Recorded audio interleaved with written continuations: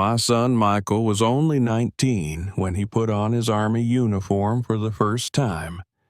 He stood in front of the mirror that morning, shoulders squared, chest lifted, a mixture of fear and pride flashing across his face. To him, that green uniform wasn't just fabric. It was purpose, courage, a dream finally taken shape. The whole village came to see him off. Kids waved little flags, old men saluted, and women whispered prayers under their breath. The air smelled like cold morning dew and hope. My wife Evelyn stood beside me, holding his photograph close to her chest, silent tears rolling down her cheeks. She tried to smile, but her lips trembled. I tried to look strong because fathers are supposed to. We're told that men don't cry, especially not in front of their sons. But when Michael turned back and saluted me one last time, my throat tightened. He smiled the way young men do before the world teaches them how fragile life really is. He said he'd be back soon, said he'd make me proud, and I believed him. Every father wants to believe in his son's promises. I handed him my old watch, packed some homemade bread, and a letter from his mother, and told him to write whenever he could. He nodded, waved, and climbed onto the Army truck with a grin that could outshine the sun. The engine roared, dust rose from the dirt road, and the crowd cheered as the truck disappeared down the hill. Everyone around me was smiling, clapping, shouting blessings. But I stood there, frozen, staring at the empty road long after the sound faded. Somewhere, deep down, a small voice whispered that this goodbye felt too heavy to be ordinary. I didn't know it then, but that would be the last time I saw my son the way I remembered him, young, brave, full of light. At first, Michael's letters arrived every week like clockwork. He wrote about his training, his new friends, the sleepless nights under freezing skies. Sometimes he'd joke about how his boots were too tight, or how he'd learned to drink black coffee just to stay awake during night watch. His handwriting was messy but full of energy, and he always ended the same way. "Don't worry, Dad. I'll make you proud." Those letters were more than words. They were proof that he was still out there, still alive. Evelyn would read each one aloud at dinner, smiling even when her voice cracked. We'd fold them carefully, keep them in a small wooden box beside our bed.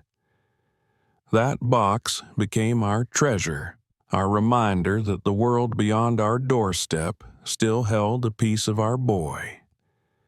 Then, one day the mailman didn't stop by. We told ourselves maybe there was a delay. Communication lines in the Army could be unpredictable, right? A week passed, then two, a month. The box stayed empty. At first, I waited by the window every morning. I'd catch myself listening for footsteps, the sound of the mail slot clicking.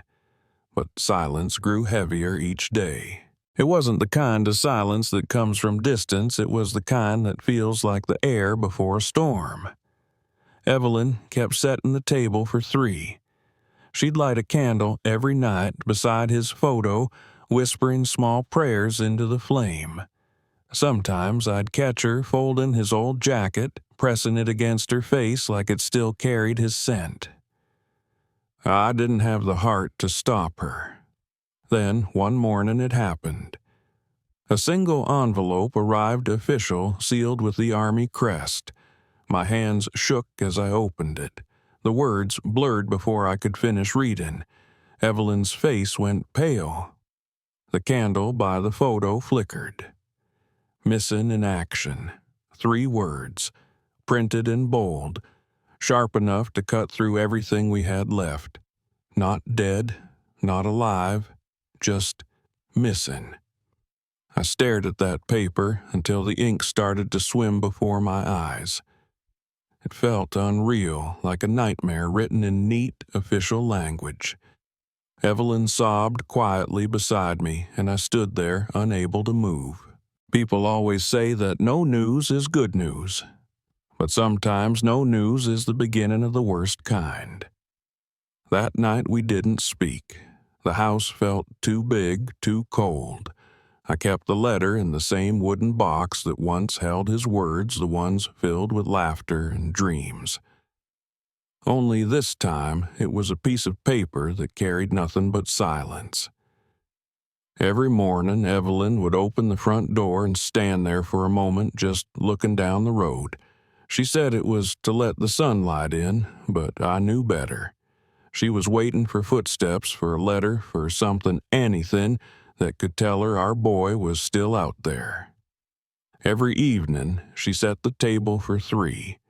1 plate for me, 1 for her, and 1 that stayed untouched.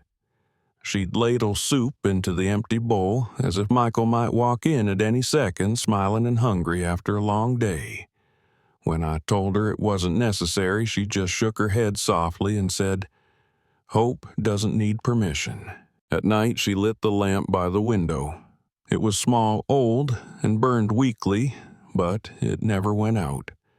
That light became our silent message to the world and to him, saying we were still here, still waiting. Some neighbors said it was foolish that we needed to move on. But how do you move on from someone whose story hasn't ended? The years began to blur. The walls of our home started peeling, the roof leaked every spring, and the garden grew wild. Yet Evelyn kept the house spotless inside. She dusted Michael's photograph every morning, smoothed the sheets on his empty bed, and wiped the frame of his medals even though they had long lost their shine. I used to think time healed everything, but time doesn't heal. It only teaches you how to live with pain. One day, I walked to the backyard with his medals in my hand. They were heavy, not because of the metal, but because of what they represented. I dug a small hole under the old oak tree, placed the box inside, and covered it with soil. I told myself it was only temporary, a symbolic grave for a man without one. For years afterward, I'd stand by that tree and talk to him quietly the way fathers talk to sons who were too far away to hear. Sometimes I'd tell him about the harvest or how the neighbors' kids were growing up. Sometimes I'd just stand there in silence listening to the wind. The lamp by the window kept burning. 10 years passed and the flame never failed. It became more than light. It was memory, promise, and punishment all at once. I don't know if Michael ever saw it from wherever he was, but we kept it glowing anyway. Because for us the light meant one simple thing. As long as it burned, hope was still alive. When the government officially declared Michael dead, something inside me refused to accept it. They sent a folded flag in a box, a letter full of formal words, and called it closure. But closure isn't a piece of paper. It isn't a flag. It's the sound of a knock on the door that never comes. So I kept searching. Every few months I packed a small bag and traveled wherever rumors took me. Veterans hospitals, homeless shelters, bus stations, churches, any place where forgotten men gathered, I went.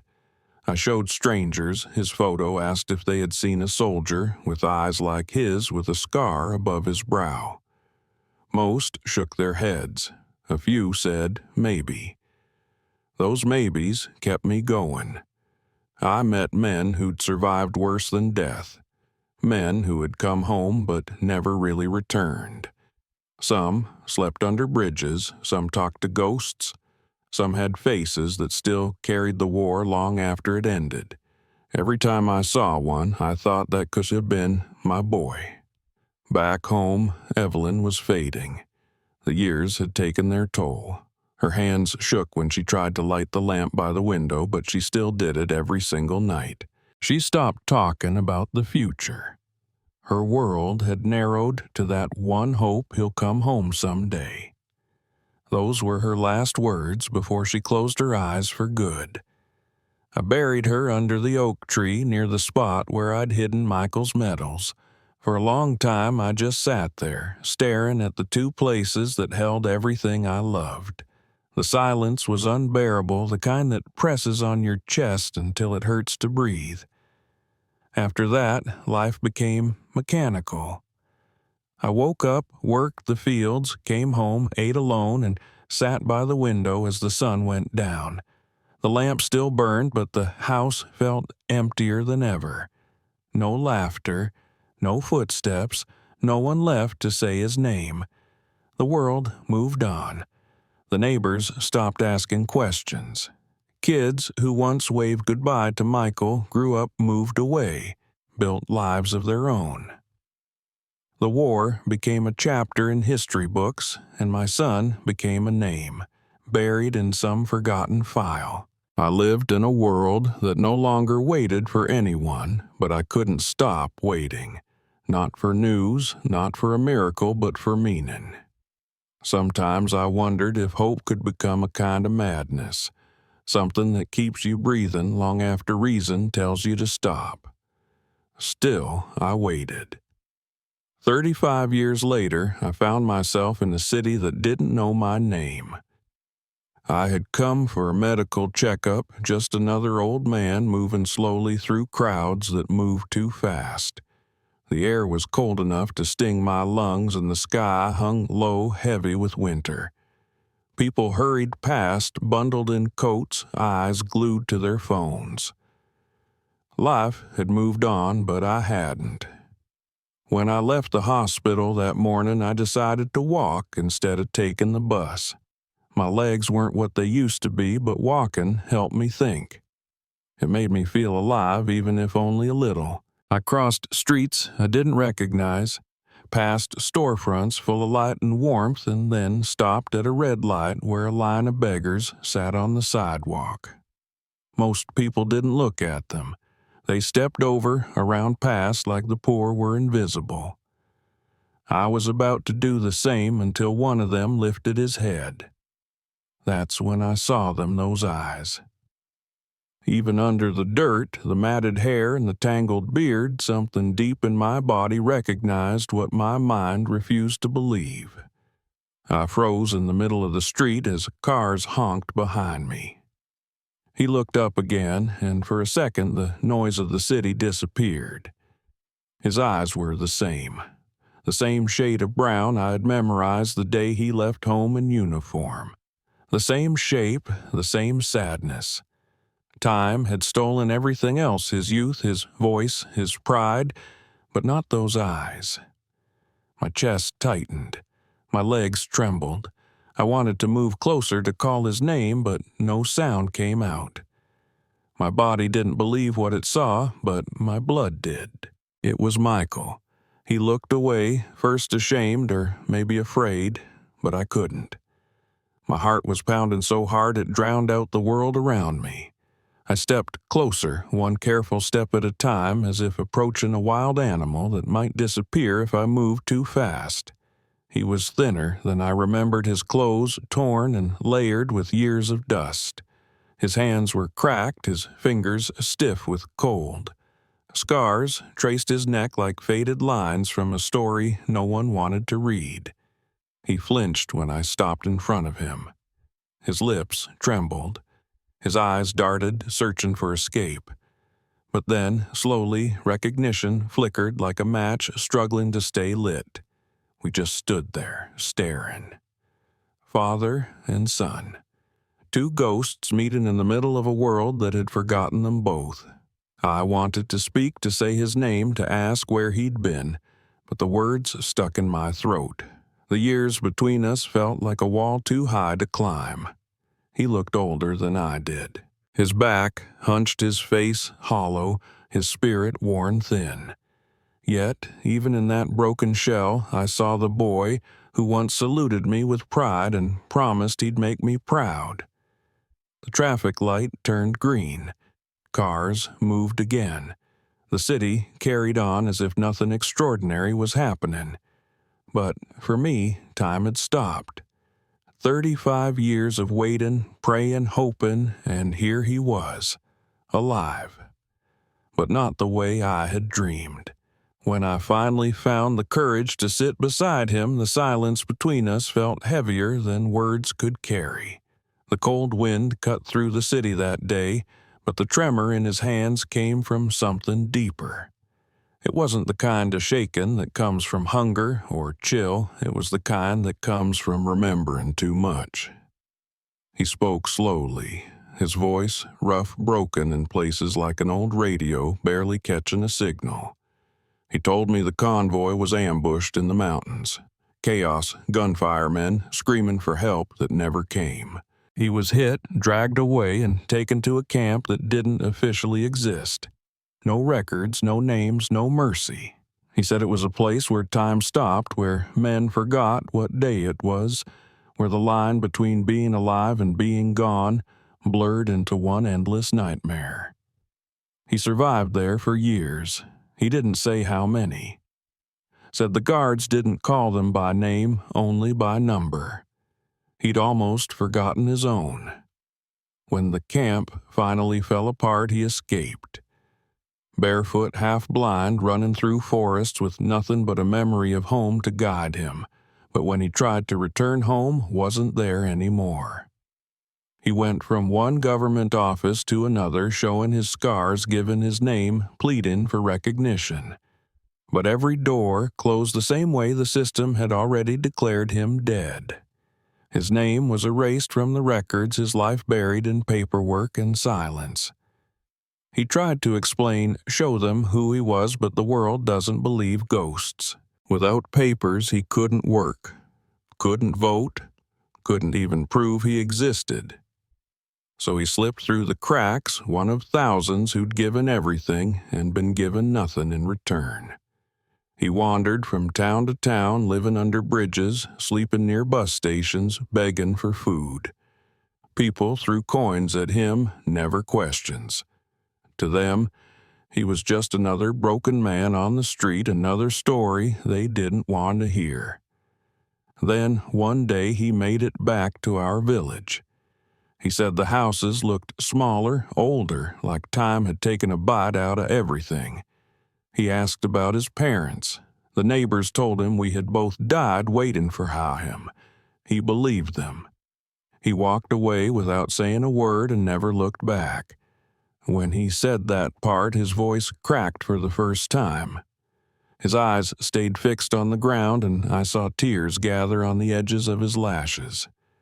He whispered almost to himself, "I didn't die, Dad. I just became someone the world stopped believing was real." I didn't know whether to cry or rage. He had survived the bullets, the hunger, the endless nights, and yet he had been destroyed by something far colder, the indifference of the world he fought for. In that moment, I understood something no father should ever have to learn, that surviving isn't always the same as living. I brought Michael home that night. The house looked the same as it had for decades, old walls peeling paint, the faint smell of dust and time, but the lamp by the window was still burning. It had never gone out, not once, in 35 years.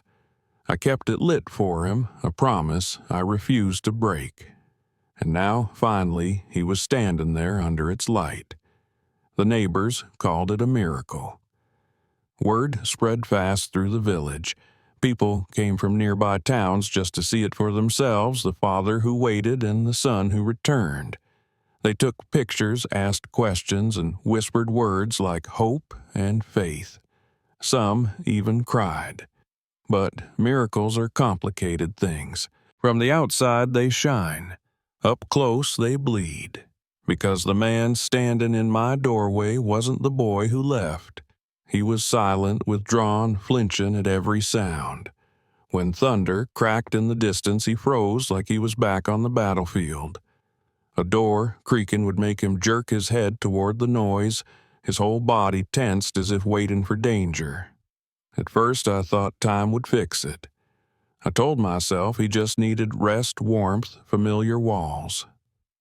I gave him clean clothes, made his favorite soup, and showed him the lamp that had never stopped burning. He didn't say anything. He just stared at it for a long time as if trying to remember what light used to feel like. At night, I could hear him moving through the house. Sometimes, he'd stand by the window for hours watching the dark fields whispering names I didn't know. Other times, I'd wake to the sound of him gasping his breath, caught somewhere between dream and memory. The villagers said I was lucky. They called me blessed. But they didn't see what I saw. They didn't see the emptiness behind his eyes, the way he sat in silence for hours, hands trembling, heart somewhere far away. They didn't know that every smile from him was borrowed, that every quiet moment carried the weight of things he couldn't forget. I wanted to believe the miracle story too. I wanted to stand proud and say the waiting was worth it. But deep down I knew. What came back to me wasn't a miracle, it was the echo of a tragedy wearing the shape of my son. Sometimes people think miracles fix everything. They don't. They only remind you of what's been lost, of how fragile hope really is. As days turned into weeks, I realized this wasn't the end of our pain. It was just another chapter in it. And no matter how brightly that lamp shone, it couldn't chase away the shadows that followed him home. The first thing I learned after bringing Michael home was that the war had never really ended for him. It just changed battlefields. He couldn't stand loud noises. The hammer hitting a nail, the crackle of fire in the stove, even the sound of a child crying outside would make him flinch. His eyes would go wide, his shoulders tense, and for a moment it was like he wasn't here anymore. His body was in my living room, but his mind had gone back to that mountain road where everything fell apart. Some nights I'd wake to the sound of footsteps. Michael pacing the floor, whispering names under his breath. Names I didn't recognize, probably men who never made it home. He would stop by the window, staring into the dark like he was still waiting for an order or maybe forgiveness. I tried to talk to him to remind him he was safe now that the house was still the same one he grew up in. But the war lived inside him like a shadow that refused to leave. You can rebuild walls, patch roofs, plant new crops, but how do you rebuild a person who's been torn down from the inside? The doctors came.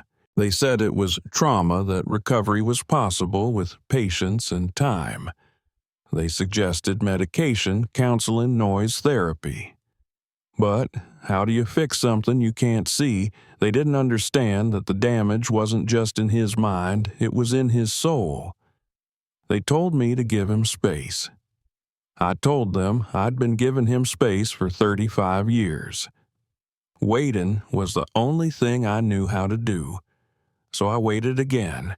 I made sure he ate, even if it was just a few bites. I left the lamp on by his bed, the same one that once burned by the window. Some nights I'd find him sitting next to it, holding his head in his hands, whispering apologies to men who would never hear them. There were moments when I saw glimpses of my son again, a faint smile, a small laugh, a quiet thank you when I handed him tea. Those moments felt like miracles, tiny breaths of light in a house full of ghosts. But they never lasted. The silence always came back heavy and familiar. People in town said time heals all wounds. They didn't know that some wounds don't want to heal. They just want to be remembered. When one of the doctors told me to be patient, I couldn't help but laugh. I said, I've been patient for 35 years. I can wait a little longer if it means my son might find peace. Because waiting, I realized, wasn't just what I did. It was the only way I knew how to love him. The days grew quieter as Michael's strength began to fade. He slept longer, spoke less, and spent most of his time near the window where the light fell softly across the old wooden floor. His body was frail now, worn down by years of hunger, cold, and the invisible weight of memories too heavy to carry. Every breath seemed like a small battle, But for the first time in decades, there was no fear in his eyes, only exhaustion, the kind that comes after a lifetime of surviving. That evening, the sunset painted the room in shades of orange and gold, the same kind of light that had filled the sky the morning he left for war. It filtered through the curtains and landed on the small lamp by the window, the one that had never gone out. Its glow blended with the fading sunlight as if day and night were passing the flame from one to the other. I sat beside him as I had so many times before. The house was silent except for the faint ticking of the clock and the rhythm of his shallow breaths. His hand felt cold but steady in mine. I didn't say anything. Words didn't matter anymore. There was nothing left to explain, nothing left to wait for. He opened his eyes briefly and looked toward the light. It reflected softly in his pupils, and for the first time in years he smiled. Not a full smile, not one born of joy, but something gentler like peace, finding its way back to him after wandering for too long. In that moment, I understood something that all the years of waiting had never taught me. Sometimes peace doesn't come in triumph or celebration. It comes quietly in stillness when a tired soul finally stops fighting. His breathing slowed. I could feel his fingers loosen around mine. The room filled with a silence so deep it seemed to stretch beyond time itself. I didn't cry, not this time. Grief had long since emptied me of tears. What I felt instead was a strange calm, like the air after a storm. The lamp flickered once, then steadied. I kept my hand on his, not to hold him back, but to let him know he wasn't alone. The boy who left home to make me proud had finally come back not as a soldier, not as a hero, but as my son. He was no longer missing. He was home. And for the first time in 35 years, the waiting ended not with sorrow, but with peace. After the funeral, I sat by the window where the lamp had always burned. The house was quiet, the kind of silence that hums in your chest. The field outside looked the same as ever, the trees swaying gently in the afternoon breeze. But something in the air had changed. For the first time in 35 years, I didn't light the lamp. It felt strange at first, almost wrong, like I was breaking a promise. That light had been my heartbeat for decades, the one thing that connected me to hope when everything else slipped away. But now the waiting was over. Hope had finally found its rest. I looked around the room. His chair was still pulled close to the window, the blanket I used to cover him folded neatly over the armrest. The faint scent of medicine lingered in the air mixed with the smell of old wood and rain. On the table beside me sat the small wooden box that had carried our family's story. Through the years, his letters, his medals, and the folded flag the Army once sent in place of a body. I took a pen and wrote one last line inside the lid. My son went to serve his country, and his country forgot to bring him home. I closed the box, my hand steady this time. It wasn't anger that filled me anymore, or grief. Just understanding the kind that comes after you've lived through every emotion there is and survived them all. Outside, the wind moved through the trees, rustling the leaves in soft rhythm. For a moment, I thought I heard his voice carried in the breeze, gentle and familiar like a whisper meant only for me. Dad, I'm home. I didn't turn. I didn't need to. Some things you don't have to see to know they're real. The lamp stayed dark, but for the first time the darkness didn't scare me. It felt peaceful, almost sacred. The kind of peace that comes when love has done everything it can, when the light doesn't need to burn anymore because the one you were waiting for has finally found their way home. And so I sat there, quietly, letting the night settle around me. The wind outside still sounded like his laughter, and I realized something simple yet profound. The waiting had ended, but the love never would.